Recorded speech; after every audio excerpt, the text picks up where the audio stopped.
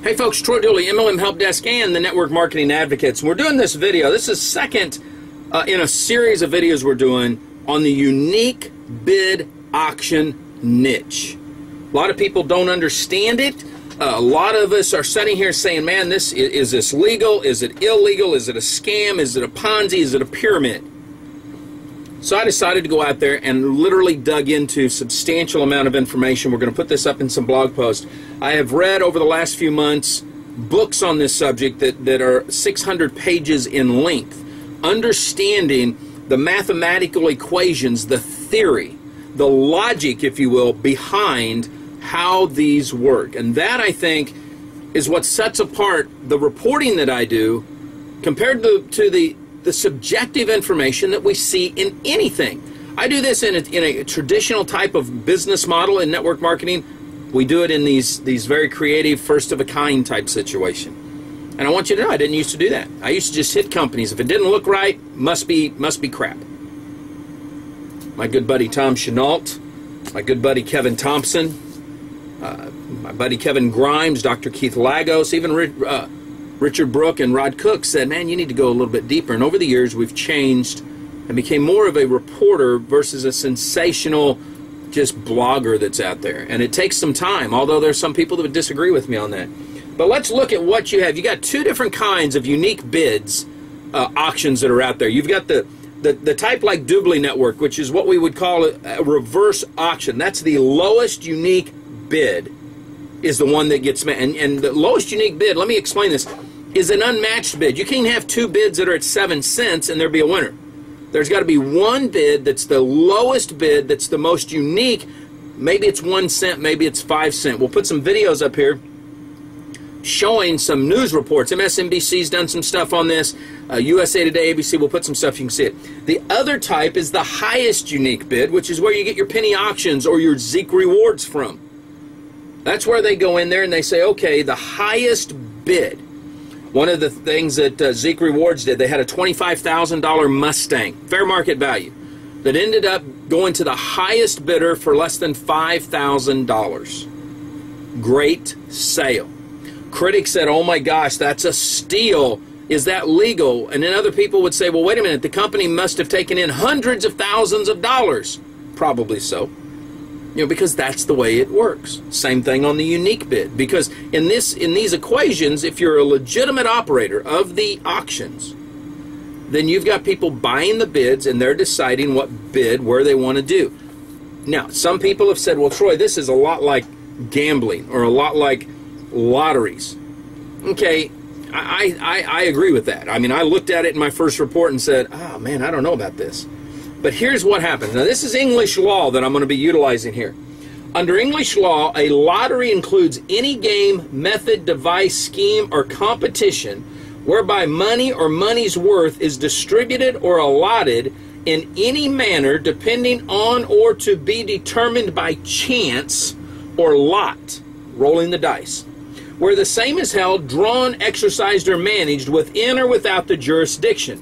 A business model is therefore a lottery if participants are required. There's 3 legal specifications to determine if something's a lottery. Number 1, pay a non-refundable fee of money or money in kind. B, a scheme of lot or chance.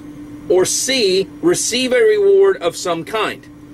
In the auctions, number 1, there's not a refundable or non-refundable fee. Let's take Zeek Rewards as an example. Over at the Zeekler, because Zeek Rewards is just their marketing arm, so you got to go to Zeekler.com. If you want to participate, you're given free bids first. So you go in, you get free bids, you get to play with those bids. If you like what you get, then you get to buy more bids. You don't have to pay to play type deal on a non-refundable fee. You're buying the bids, you're using the bids. Plain and simple, no extra charge. With Doobly, you can go in there, you set up your account, you buy your bids, and you get to decide what you want. Same thing. So that part is true. Second, a scheme of lot or chance. The auction themselves, the way the bidding is set up, is not by chance. There's actually mathematical equation is used, kind of like a game of skill. Poker would be a prime example on this one here. I don't know if bingo would actually fall into that, because I think that probably is a game of chance. But when you look at your games of skill, that's where your auctions would come into play. Having talked to people that go to true, real auctions, car auctions, estate auctions, they said, Troy, it truly is a skill, because you've got to know what to bid, when to bid, and how to bid. Now, where some of the controversy comes in on the auctions themselves is the use of automatic bidders, okay, or shills. Now, shills are illegal. You can set your account up to do an automatic bid. And sometimes people have sent to me, Matthew Adams, a well-known network marketer, sent me an email yesterday and today and said, Troy, I don't get this. You know, here's a Ziegler bid, and look at this. The bid's actually higher than what it's worth. Yeah. But when you look down here, you see that these are all free bids. These are just people entertaining themselves. Most of them won't even get the product. I checked over at Doobly Network, and Doobly said, you know, a lot of the times when free bids are given out, it's just for entertainment purposes. People are getting in there, feeling around, they get excited when they win something, but they're not going to pay the shipping to have that product sent to them. They just are using up the free bids that they got. So we understand that there are going to be those that with the free bids checking it out. But when you look at the actual true auctions, those that are actually there, like with the Mustang, then you start to understand, hey, this is how this works. Okay, you got to dig in, because there's different levels in these auctions that people use. And I've had to learn that. I've had to know what it is. Now, I just gave you one law that's under the gaming laws. We also have the SEC. And that's where some of the other stuff comes in. Is this an investment?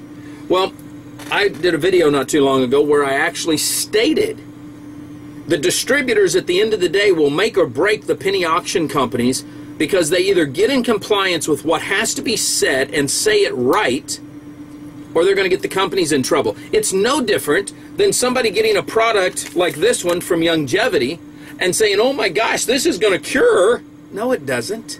You can't use the word cure. You can tell your story, which I'm drinking my tangerine right now, and you can say, man, this stuff really does give me some good energy, makes me feel good, has great antioxidants in it.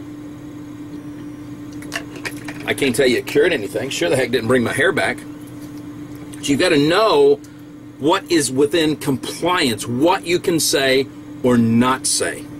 And that's a tough one. A lot of times, like I said in an earlier report, it's because companies were broad. They just let go what's there and how it works, and you can't do that. So you got to be careful in what's there. I want you guys to understand that. We covered just a little bit here. I'm going to do another video talking about the math behind this, the actual logic behind it, how it works, so that people can get a better understanding. Live life like it's an epic adventure, and remember this, if you're in network marketing or one of these penny auction or reverse auctions or unique bid auction companies, get compliance and act like it.